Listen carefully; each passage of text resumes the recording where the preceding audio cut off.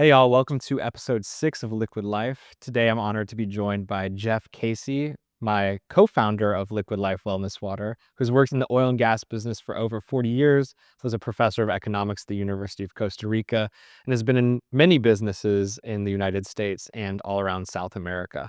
So I'm honored to have you here today, Mr. Jeff Casey. Thank you, Preston. So Jeff has been in town for 10 days or so now.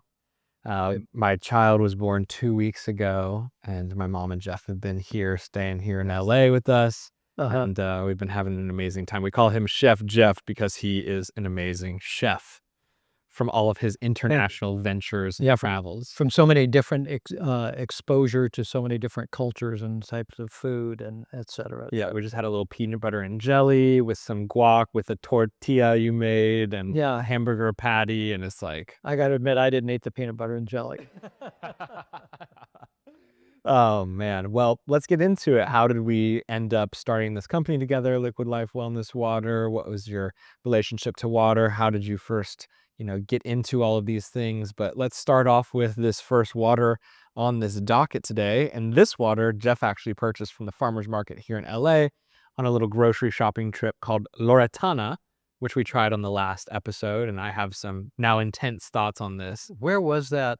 Where was that from? Where was that? You bought it. So I know I bought it. I tried to read it though. The print's kind of small. Oh, where is it To get, from? Where's the source from? This is I an don't. I don't Italian. because I drink good water. I don't use bifocal lenses yet. At 75 years old, and so but there are some things that are kind of hard to read, like that label. Yes. It was hard for me to read, and I have good vision because it's all in Italian. Yeah, So, right. Oh, that could be too. so this is an Italian water. Okay. Give it a little cheers. Okay. I don't remember what it tasted like really, but Ah,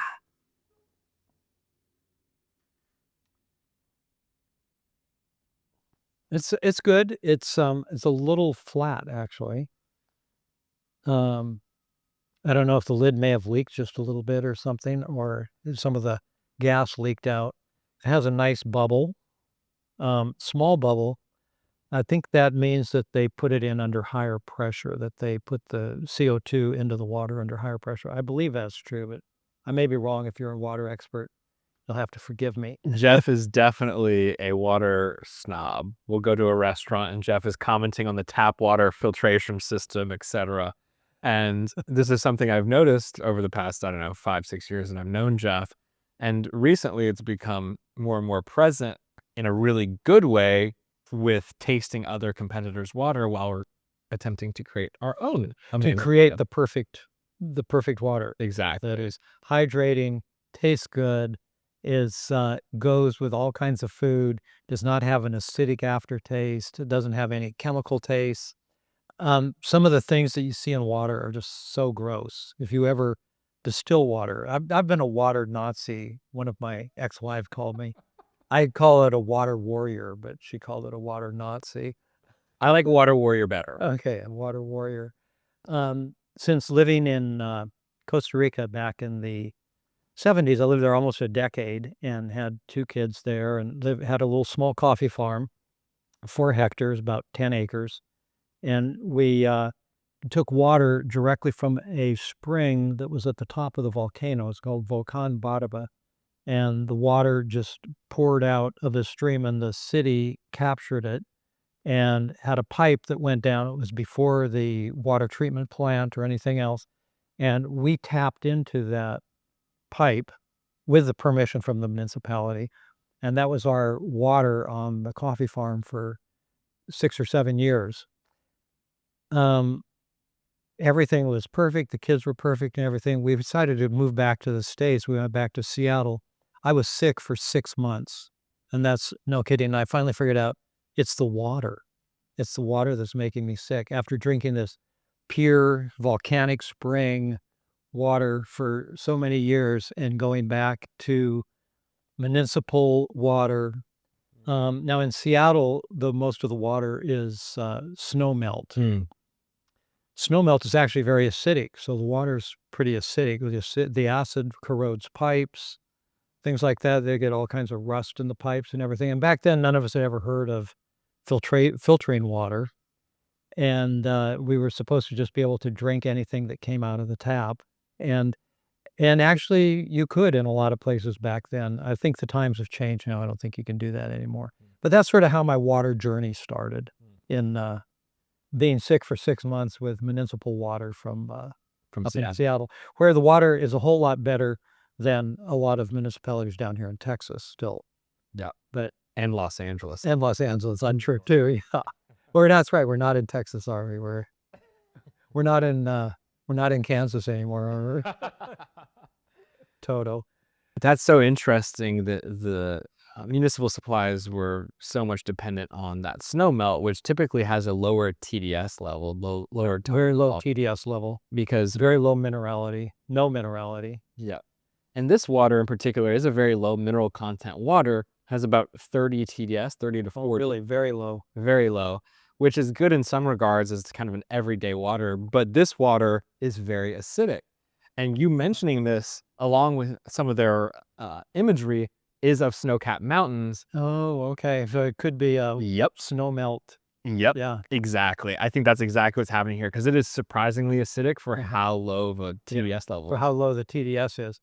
Because, rainwater is quite low pH, Yep. 6.7, 6.8, as opposed to well waters that are more 7.2, 7.8. And then, of course, even up to crazy water from Texas we're talking about, but there's a type of water called crazy water number 4 that is, I don't even know how many TDS it has, but it's way above anything else, and the pH is around 8.4, 8.5 for a natural source of water. Very interesting. Exactly. And that pH can be artificially raised just by adding baking soda to it. And really, it's just a marketing myth. Well, there are people that do that. That's There a are. good thing to read your water labels, but most people don't do this. A lot of people can't do it because once you're over 40, you can't even read the frickin' label anyway. Especially if it's in Italian, you're like, man, are my eyes really failing me or is this a different language? Oh, okay, it was Italian, okay. So they need some taurine for their eyes. Yeah, but read your water labels, read the label if you can. You get out your bifocals, read the water label. Um, and baking soda is added to water. Baking soda lowers your stomach acid. It makes it so you don't digest your food quite as well. There's nothing wrong with it. And sometimes if you have an upset stomach, there's nothing better than a spoon of baking soda and a glass of warm water. Um, They'll burp like crazy, but it lowers your stomach acid way down. But drinking, there are waters, I'm not going to mention any names, but that actually say on the label, bicarbonate of soda. And that's the giveaway that it's just been, it's an alkaline water only because they've added uh, baking soda to it. Exactly. And there's big brands out there, essentially being one of them, that became kind of this staple of these health waters that are marketed as alkaline waters. And these living waters, you mentioned crazy water, that have natural bicarbonate in it. It just completely depends on what the geology, where that aquifer is, the sediment, the limestone, granite, all of these things that play into the actual minerality of that Mhm. water. Mhm. Yeah. Mhm. And then it can be artificially increase that pH level through bicarbonate. But then again, I mean, there's one water called Sokosani that we have often on here that's super high in bicarbonate. It's almost 1,000 milligrams per liter of bicarbonate alone Oh, wow. of a TDS water. What's the name of the brand? Sokosani. Sokosani. Yeah. Okay. Actually, that might be the Ecuadorian water. Oh, Look, no, that's Splendor. which we have next. Oh, okay, So that Splendor. brings us Okay, we to our have next water. water next. Okay. You want to finish off that cup right here and Okay. pour some Splendor? We've really got to up the thing here and have several glasses so that we don't mix. That's if we were doing wine tasting, this wouldn't work here at all. We would be in a lot of trouble. So eventually we're going to, This is water, so this is, we'll go with it. Okay. and we will have, maybe we'll have someone who's fully in charge of the water because sometimes we'll have a guest that doesn't necessarily love the particular water. But here is Splendor, an Ecuadorian water. Ecuadorian water. And you lived in Ecuador and saw a lot of people drinking this water. I did. In fact, I drank this water myself. It comes from a city named La Mana, Mana with an apostrophe over the A if you want to look it up online. Um, It was a well that was on a guy's farm that, has a bunch of archaeological relics all around it in La Manna. There's somebody, I don't know who it is, I just read this in a tourist magazine, that La Manna is one of the 7 portals, natural portals, including the pyramids in Egypt, um, some site in Jordan, and some other sites in I don't know where else in the world, but La Manna is supposed to be one of the portals. The portal to where I'm not sure, but they said that the water is, sort of sanctified or blessed or something by being in this area of this portal to another dimension. The water is interesting because they even say on here, I'm sure that they are bringing this up by in container loads, in ISO containers, tank containers, bringing the water up from Ecuador, I would bet, and, then bottling it here, because I don't think they'd be importing these glass bottles like this. And this looks like a better quality glass bottle, to tell you the truth, than we would usually get in Ecuador. But it says it has gold and silver in it. Now it's, nanoparticles of gold and silver in it, but, it made me remember that one time a person came up from Ecuador, actually came up, and they had to buy a prescription, and I found a doctor that would get it, and we went in, and this was 30 years ago, and, the prescription was 300 something dollars, and I said, "My god, what does this contain, gold or something?" And the, pharmacist said, "Yes, it does contain gold." Wow. And it was something that was being injected in her knee joints or something like that to revive them. I don't know if it ever worked or not for her, because after that I lost contact with those people.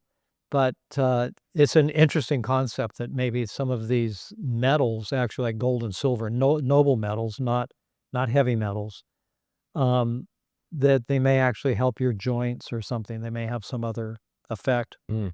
Well, I don't know. we think about colloidal silver often Yeah. and the benefits of that. And so, it's more topical or a nasal spray that I use. But what happens when you actually implement this? When you actually take it, ingest it in, does it act like, aluminum and barium and all the other heavy metals that we're bombarded with every day, and, go into our brain, help facilitate the development of Alzheimer's and dementia and everything else, which seems to really be going around a lot right now. 100%. And there are those heavy metals in water. Take an aluminum can, for example. You're not only getting the microplastics leaching in from the plastic lining of that aluminum can, but you're also getting that aluminum leaching in because water is inherently a solvent. And most of those flavored water brands are completely reverse osmosis water, stripping all minerality away from it, Yeah. making that water even more of a solvent. More attractive to the aluminum, to the ionically to attach itself to the negatively charged water. Exactly.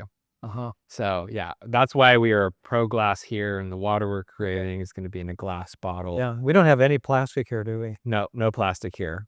No. I do my best to not do any sort of plastic on the show, Yeah. but to me, that's the intention going into the actual product that we're highlighting, and that is kind of forayed into the I product. like that Splendor bottle, that's It's interesting. I haven't interesting. seen any bottles like it, and Yeah. being in, the glass manufacturing space that we've been in for the past number of months exploring, I haven't seen any sort of stock options like this produced in the United States or the world. So my mind goes to it's not the glass is not made in the US. It probably is made somewhere else, and might be imported separately from the water. Yeah, I have a feeling it's imported separately from the water. I Yeah. don't think that's made in Ecuador, Yeah. but You wanna not sure, try but the the wa water is. Let's try this. Yeah. This is testing at a TDS about, mid-40, and it's good. And the marketed TDS is 31 milligrams per liter, Okay. so similar to the previous one. Okay, this is good. I drank it in Ecuador for the last in two thou I left Ecuador in 2019 and haven't been back since after working there for 30 years, but, like I say, this was the water I was drinking at Yeah. the end with Splendor, because I, several of my employees down there developed kidney stones. We used to have in the office, there was a brand of water called Guitig, very famous in Ecuador. It's the water, It's kinda like Tehuacan in Mexico. It's the kind of the standard water that's all throughout the country, and very high minerality. I had so many employees with kidney stones that I said, "Something is going on here. I don't know what it is." So, we replaced the water or the big 5-gallon, jugs that we would get of the Guite. We replaced it with another type of water, which was strictly municipal water, which they said it was spring water, but we found out one time city, the northern part of Quito, the water system, there was an earthquake and the water lines were broken from the Papayacta up in the volcano, about 14,000 feet where the water came from. And suddenly we couldn't get any water bottles delivered. And we said, "Oh, I wonder, this must not be a spring. This must be coming from municipal water." So anyway, that's the story of Splendor and Ecuadorian water.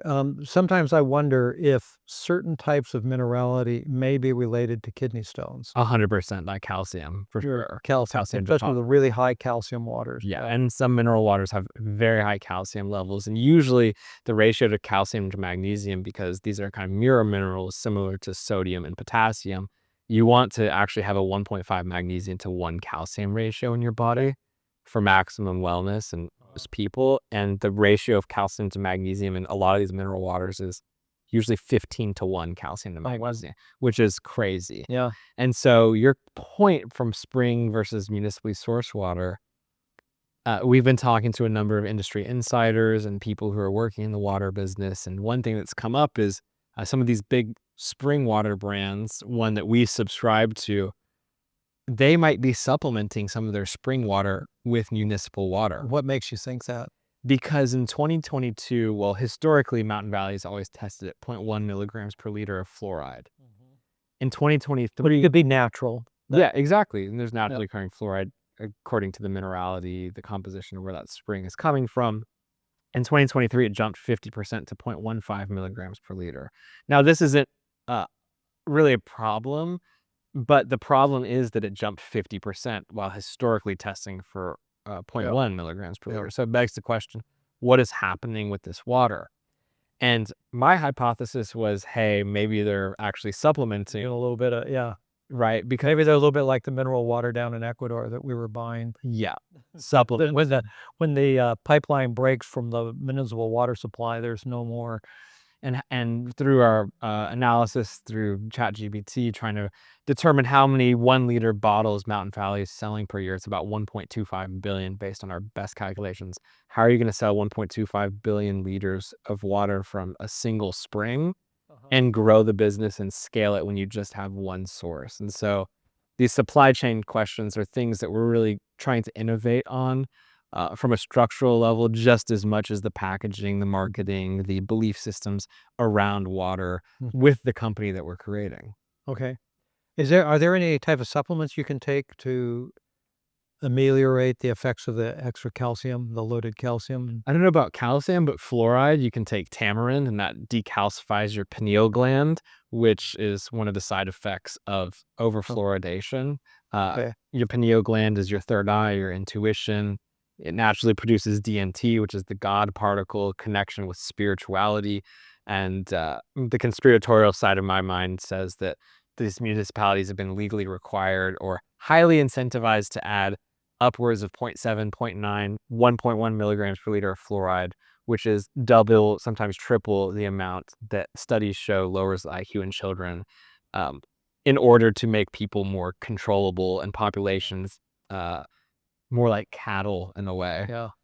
I saw a display at a grocery store the other day. Um, I was like, for some reason, I was in one of the regular grocery stores, like a Kroger or something. For some reason, I was in a regular grocery store like a Kroger.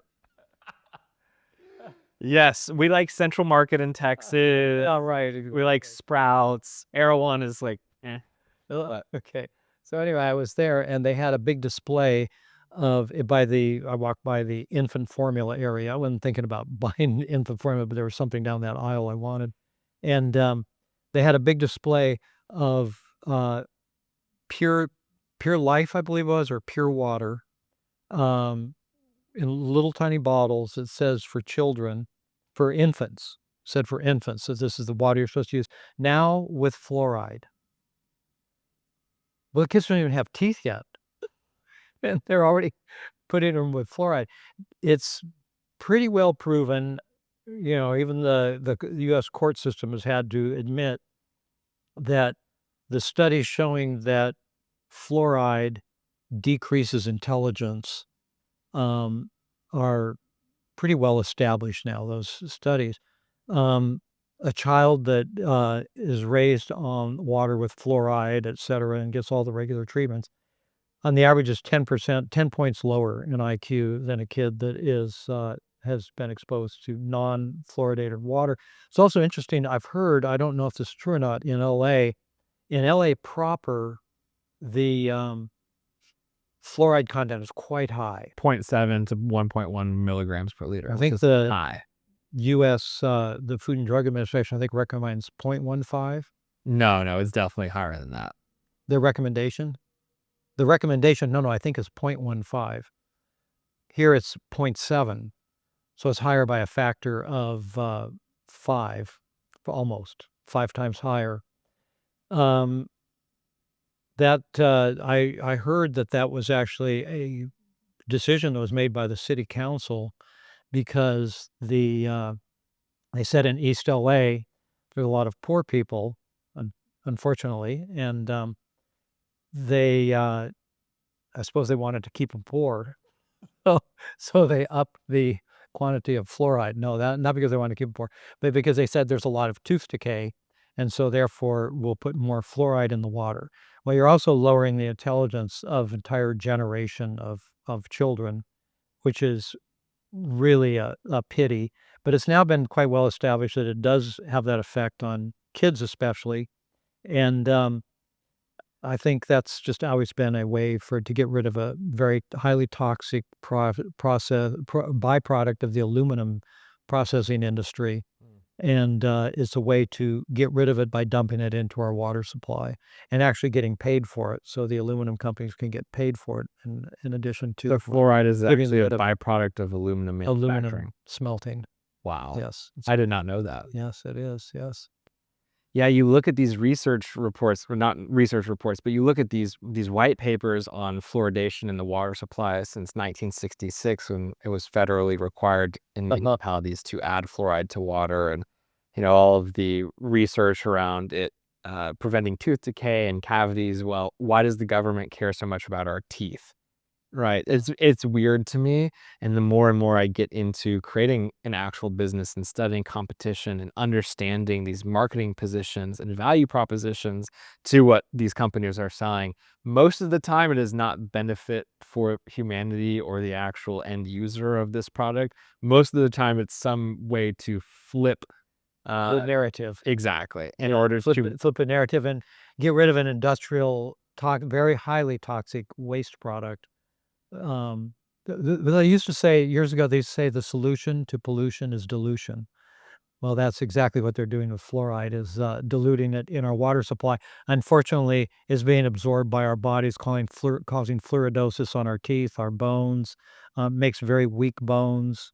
How many elderly people have broken hips, broken femurs, etcetera? That could possibly be a end result of years of exposure at relatively high levels, even much higher than recommended by the FDA, um, to fluoride. So, so our water is going to be fluoride free. fluoride free, uh-huh. And that's gonna be a marketing position because there aren't any waters out there that have that value Distinction, proposition. yeah. Exactly. And so, of course, this is much more of a conversation now with health revolutionaries like RFK, and people are really becoming aware to the fluoride thing. But I think the fluoride conversation is kind of a gateway drug to all the other minerals and compounds and Yeah, treatment processes yeah, of our water. yeah. And fluoride for me was kind of that rabbit hole that opened up a whole other series of rabbit holes with regards to the politics around The water. politics of water.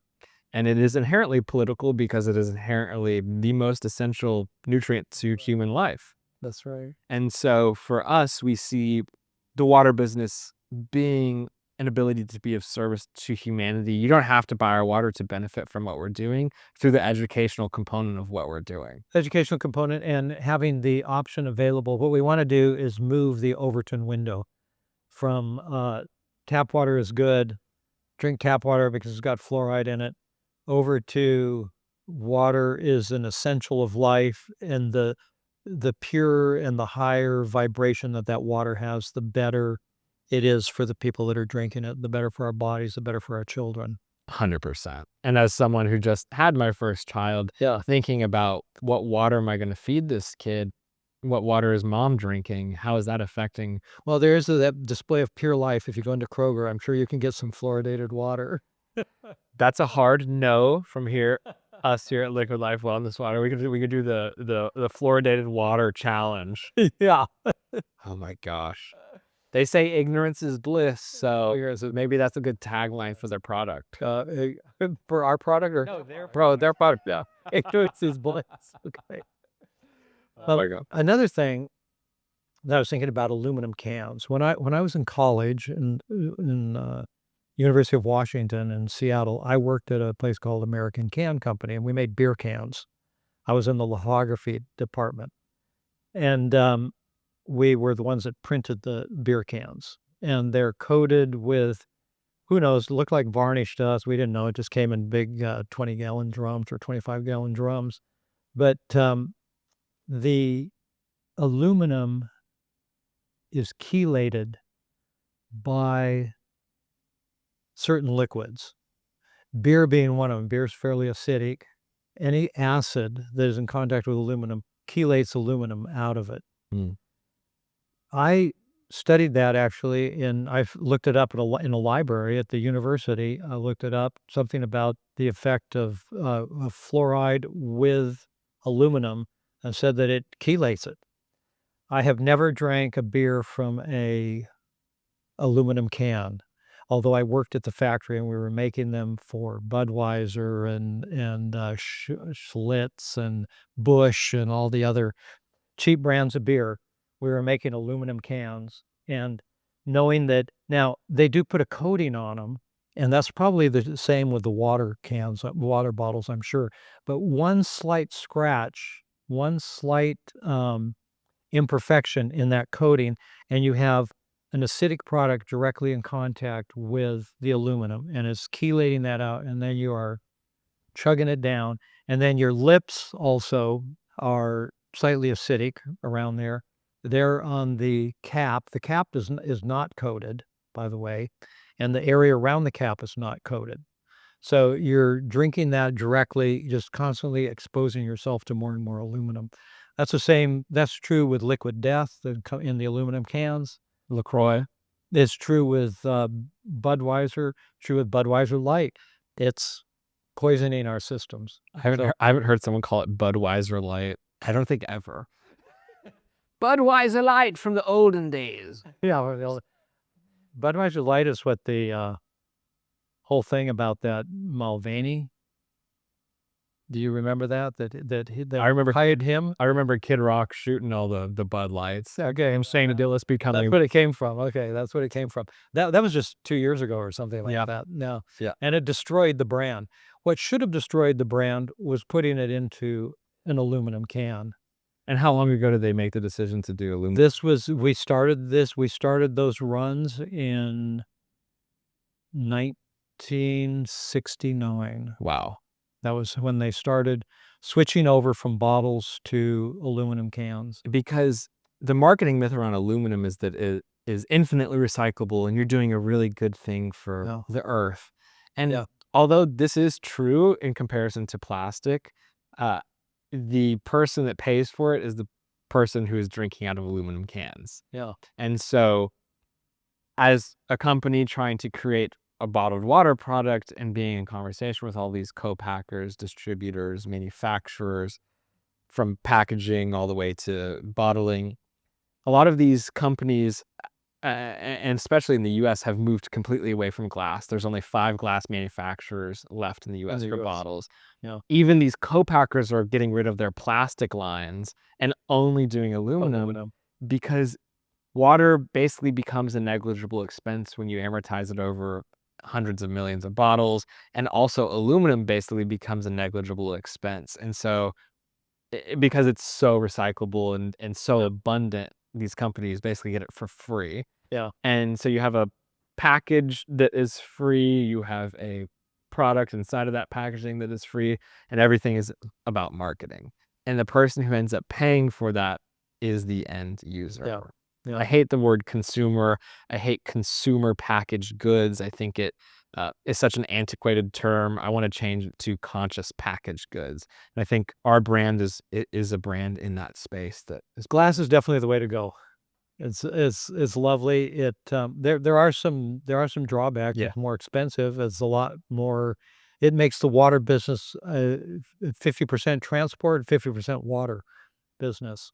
Um, Because water is heavy as well. Water's heavy and glass bottles are heavy. Yep. And one of our mentors in the company who's helped launch major water companies around the world, mentions this. He says, "You think you're in the water business, but you're really in the transportation business." And so Jeff, coming from oil and gas, and it's similar, right? Transporting liquids around the world. How do we do this effectively, make money, but also Yeah. do it in a way that benefits humanity rather than detracts from it? Yeah. And this is definitely a possible thing. Glass is inherently silica, depending on what fritting campaign to the coloration, but silica is sand. And we're not gonna use leaded crystal for our bottles, so don't worry, you don't have to worry about any lead exposure either. The glass, it'll be 0 lead in our glass. No lead in the glass. And speaking of that, shall we try this next water? Sure, for us? what Wanna else have we finish got? that one off? Finish this one up. This was good. See, this water, way too acidic for me. This water is still too acidic for me. I really think there's something about this cobalt blue that makes the water more acidic with how it reacts to the We'll light. try this one. How was this? So from the last episode, I do remember this one, and I remember enjoying this one much more. And it had a TDS of high 200s. So for a mineral water, technically it has to be 250 milligrams per liter or higher. These two would not fall into that mineral content because the first one is about 40. The first one is, yeah, in its 30s, second one in its 40s. Okay. More of an everyday type of water. But the pH on this one, 4.8. 4.8? Some alternative scale or something? I don't know what they're doing in France. We gotta get some litmus paper to actually test this. It is definitely acidic. Yeah. Battery acid. Yum. Yeah, that sweet spot of the pH. For me, pH is more about taste and drinkability, more so than any sort of health benefits directly associated with the pH level. Okay. It's much more to do with the bicarbonate than the pH. So that's what I look for when really it's kind of going beneath the surface level of pH. Yeah. I'm surprised it's that low. It doesn't. These first two taste much more acidic to me. Much more acidic, yeah. And they're probably in the 6.7, something like that. Yeah, this doesn't feel like a 4.8 to me, but then again, it's a living water, so we gotta have some grace for them. Yeah. And we gotta get some litmus paper and test it, actually. It is definitely on the acidic side, and yeah, the taste of acidic water is definitely not my favorite. Okay. Yeah. Yeah, do we have any that are not so acidic here? Oh, Gerolsteiner, the very last one. Okay. Do we want to move on to Gerolsteiner already and get our palate cleansed of the acid? Yeah, that was a little too much battery acid there. Jeff is quite brutally honest, which I very much appreciate. Now there is a, speaking of battery acid, That's a transition. this is a rabbit hole. Okay, there's a company called Adya Clarity, ADYA Clarity, and they make a product that they say the Japanese use and send with their foreign missions to countries that they go to put a couple of drops in the water, and it makes all the crap drop out of the water, and it accumulates on the bottom, and then you drink the top part. It's a way to clarify water, clean water, sterilize water without chlorine. Because chlorine, of course, adds to the taste and then isn't all that good. And then it absorbs through your skin. There's just all kinds of actual problems with And chlorine. all sorts of DBPs, disinfection byproducts that interact with that chlorine based on what that water supply actually is. Yeah. So new compounds coming out. New compound, chloramines, and Means chloride. chlorohex something or others that is now the new one. We'll talk about that in a moment. But anyway, Put that back over there. Add to Clarity has this product. We were in Ecuador one time. We got 6 different waters. We had Splendor, we had Dasani, which was Coca-Cola. We had Aquafina, which was Pepsi-Cola. They have Pepsi-Cola and Coca-Cola down there. We got Guitig, the one that I mentioned before, that's the extremely high mineral content. And we got the filtered water from the hotel system. It was a JW Marriott. I was with a group of 6 people. We were having breakfast. We put 2 drops in each bottle of these. You have to wait about an hour or something like that. We had our breakfast. Then we look at the bottles. The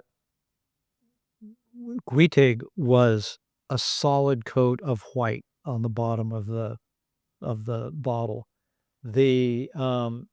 A couple of the other brands were actually not white, they were yellow. Yellow probably almost for sure indicates that it's coming from a municipal water system because it's going through steel pipes, and there's a lot of rust inside the steel pipes, but it was yellow, not something you want to drink. The best water was actually the reverse osmosis filtered water from the hotel. Wow. That was the one that looked the cleanest. Now, I'm not sure but this Adya Clarity is imported into the United States as a battery acid.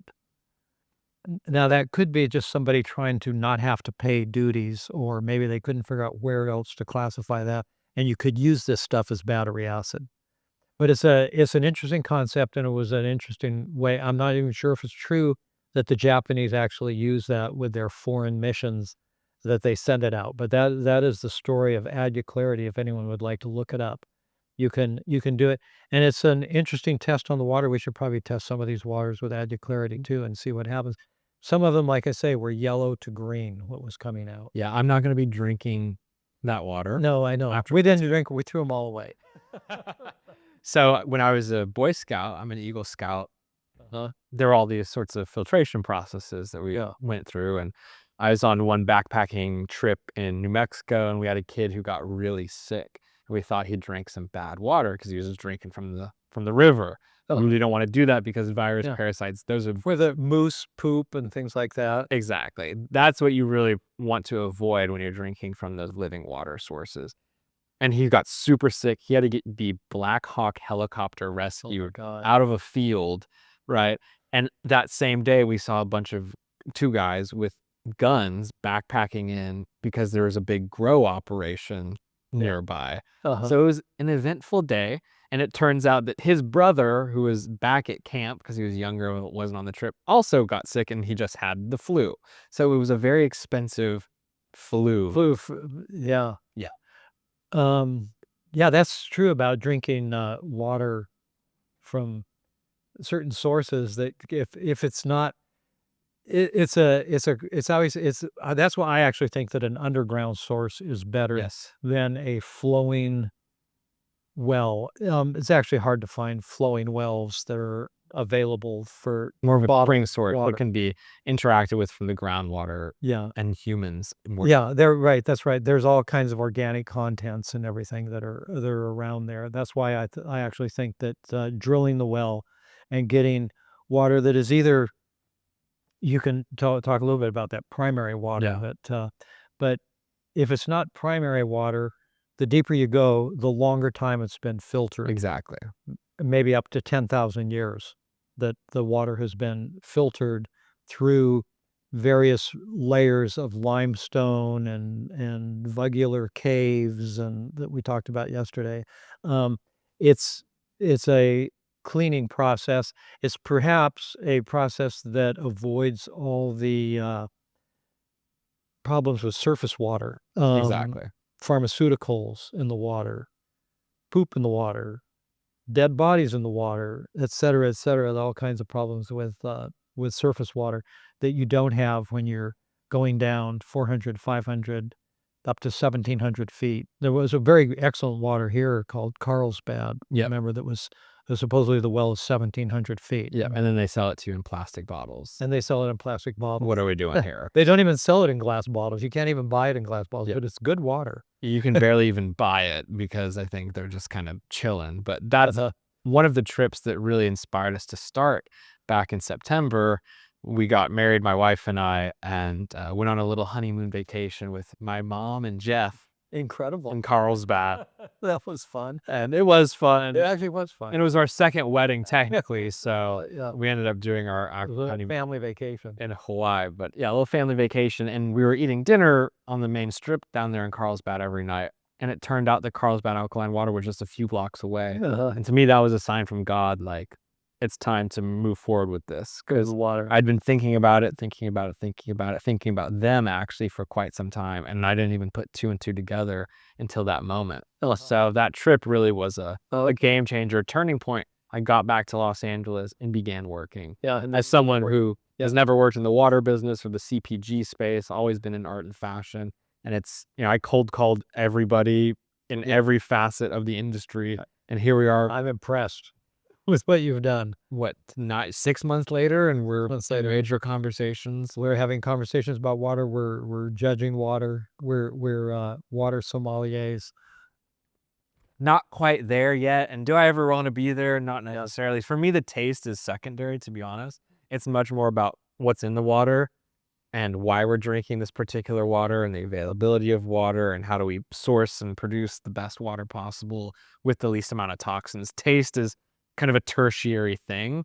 At the same time, to have a super acidic water is something I don't personally enjoy. I don't think really anyone does. Okay. What do you think about Gerolsteiner? That's what this is? Yeah.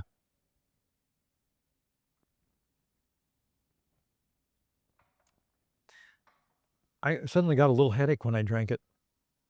And Just instantly. and Maybe it's lack of caffeine. I haven't had a cup of coffee in a while. let's blame it on that. I like Gerolsteiner too much.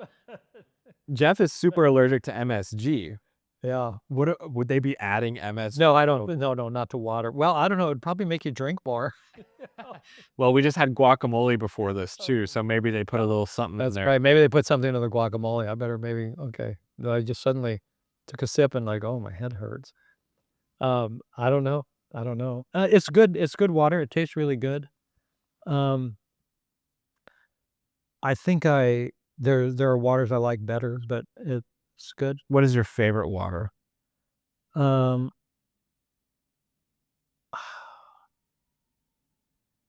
my favorite water is probably a favorite water. I don't know. I really couldn't tell you. Yeah, it's a hard question, but It's so hard. Jeff and I vary on our reverse osmosis systems, and my big gripe with Jeff back in Houston is that he has an RO system for the Houston municipally sourced tap water, and it gets the TDS down to what, 42 milligrams per liter? Yeah, 40 or something like Which that. is similar to an artesian source, good everyday water. But in that TDS, it's hard to actually delineate how many like chemical compounds are in there that aren't organic minerals. What's being filtered out. Now, what I like about RO system, first of all, we cook with that water. Yeah. We wash vegetables with that water. You couldn't do that with bottled water because you would, if you had a whole bunch of money, you would give yourself carpal tunnel from carrying the amount of water that you need to wash it. So you really don't want to do it, or else you would give your maid carpal tunnel if you had that option. But the reverse osmosis is that's kind of an everyday water. As you notice, we almost never drink. Your mother and I never drink just plain water. We always there's a little bit of cinnamon in it. There's a little bit of some other flavoring or something in it. I think this is my theory, and I have no way of testing it right now. Eventually, we'll have a lab where we can test all this stuff. But my theory is that the cinnamon or just a little bit of ginger water, that you make a strong ginger tea and just pour just a little tiny bit into the reverse osmosis water, that it calms down the negative ions that are in the water. That by it has because the whatever the products are that are in the cinnamon water, the ginger water, they attach to the negatively charged electrons. And so the water is actually better for you than just drinking straight reverse osmosis water. Because I agree, drinking straight reverse osmosis water, you will never slack your thirst. You will always be thirsty. Yeah, when people start talking about the ionization of water, all of my skeptic red flags go up and I'm like, BS, BS, BS. However, I'm curious to study that component when you're adding these more organic uh, liquids to the reverse Back to osmosis the water. I'm pretty anti RO. I feel super weak, dehydrated when I'm drinking RO water. Now, at a TDS of 42, there is organic compounds. There are some minerals in there. That's better than drinking a water that is zero TDS, like a distilled water, yeah. because Yeah. in those cases, you will literally detox your body. And Yeah. Now that might be a good thing, it's a good right? thing for specific use cases, but for an everyday water, Yeah. you will Okay. feel like absolute, you know, Uh-huh. you'll feel horrible. For me, I like a spring water. It's one of my dreams and visions for the company to figure out a way to actually pipe in living water, good quality water to people's homes for Mhm. bathing and everyday use. I do believe, and I know that it is possible. It will require a lot of infrastructure to do so. And depending on where people live, they actually have their own artesian well water coming through their faucet or through their bath. One of the water company owners we talked to a few days ago, who lives in Northern California, mentioned that his home is literally filtered by the same spring that Yeah. Yeah. he bottles his water with, Yeah. and the benefits of bathing in these mineral waters. We went to the Beverly Hot Spring here in Uh-huh. LA a week or so ago, and Yeah. the benefits you get from absorbing the water, and also the negative consequences of taking a really hot bath for an extended period of time. You're absorbing all those chemicals from that water With the as well. chlorine. Yeah, Yeah. yeah. Yeah. There's a chlorine tester. I don't know if this gauge that you have has it on there. There is a chlorine test, and if you put you pour a bath full of water, just regular old tap water, pour a bath full of it, and do the chlorine test, and it will show that it's got, enough chlorine almost for a swimming pool, this is coming out of the municipal water. You get in the bath, don't use soap or anything, get back out, test it again, stay in there for 10 minutes or something, test it again, the chlorine is gone. Because it's all been absorbed. It's all been absorbed. Wow. And I that mean, feeling of being itchy, irritated, yeah, redness, that's, yeah, you know, and, who knows what else? I don't know. Where we live in Houston, um, a a smaller city within a city called West University, they, recently they changed about 2 years ago, they said, "We're changing our system over from, chlorine to chloramides." Um, Chloramides are ammonia attached to a chlorine. It's much longer lived molecule. Chlorine, if you leave it sitting around for a while, it evaporates off. It evaporates off faster than the H2O evaporates off. And it is easy. The chlorine is easy to filter out. The chloramines are not easy to filter out. They're much longer lasting. The city, I don't know why, but they did go back now to regular chlorine. hmm, Um, thank goodness, because the chloramines are producing other toxic compounds. DBPs. What is it? DBPs, Uh, disinfection byproducts. oh, okay, okay. Yeah, just byproducts, chemical byproducts because of the other crap that's in the water. They're forming things that are almost like forever chemicals that are getting into Exactly, your the body. PFAS. And with chlorine, these municipalities don't want people getting sick or dying from the water that they're Yeah, providing you, and so they over chlorinate the water. over chlorinate You do water. not need nearly as much chlorine in the water in order to kill the intended bacteria, viruses, parasites, Yeah. pathogens. And there are other ways, UV light sterilization, ozonation, other microfiltration processes that one could use instead of overly chlorinating. And with the chloramines and the chloride, uh, sometimes they're cheaper to provide than chlorine, but also the conspiratorial mind in my head goes off, and it's like Says they're intentionally we're trying to do something. there's Well, something going on something here. going on. No, and the way it works is they're probably very good people that are involved. Yes. Okay, they're a guy that gets hired as a salesman for the company that's making chloramines. That company is probably that's converting chlorine to chloramine, combining chlorine with an ammonia, atomically. I have no idea how they do that, but that's what they're making. That may be some company that's located in Germany or Brussels or Switzerland. That's the owner of it. No longer Monsanto, a Bayer or somebody like that who is making the product. Um, they do some testing, et cetera, to say, "Oh, this is would be a great thing to sell because it'll last longer and everything," without ever even considering the health Yep. consequences. If people are not dropping over dead, they don't consider the health consequences.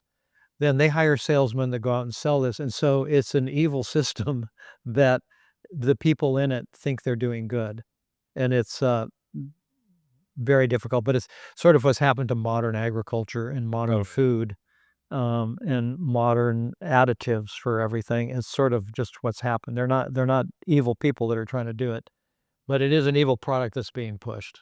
Yep. And so a big arm and really the first arm of this business is that educational component and creating conversation around this because most people have no idea, No idea, yeah. right? Water, so basic, so boring. Get it from the tap, you get it from your refrigerator filter, and you think Yeah. you're doing the right thing.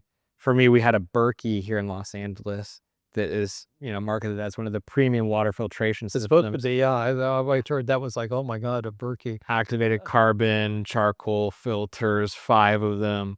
Well, I tested it when I got my first TDS meter.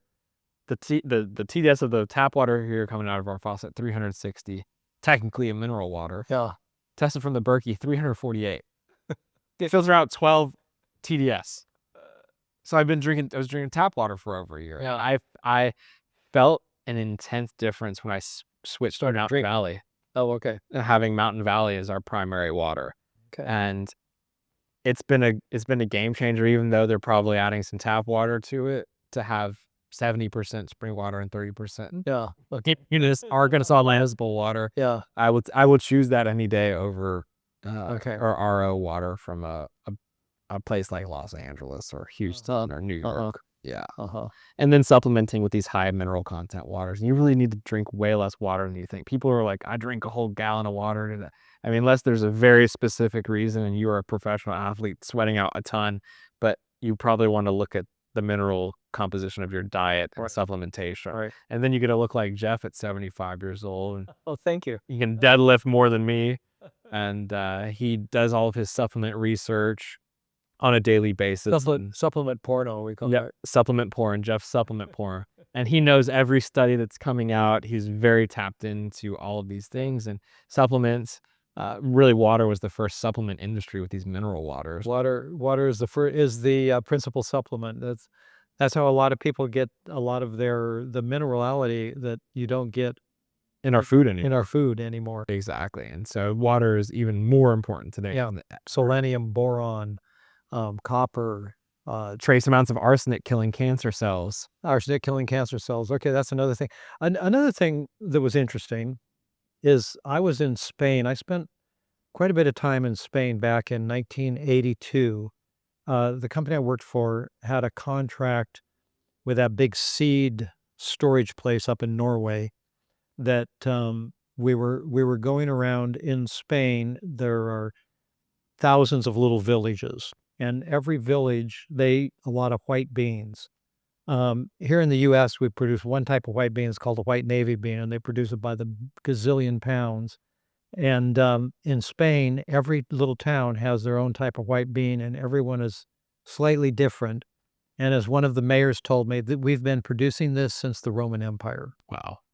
Um, we were going around collecting these seeds from all these different places to send up to this UN lab up in Norway to preserve these seeds for 1,000,000 years or something, to preserve the genetic material. We were drinking several waters. This was before Spain became a member of the EU.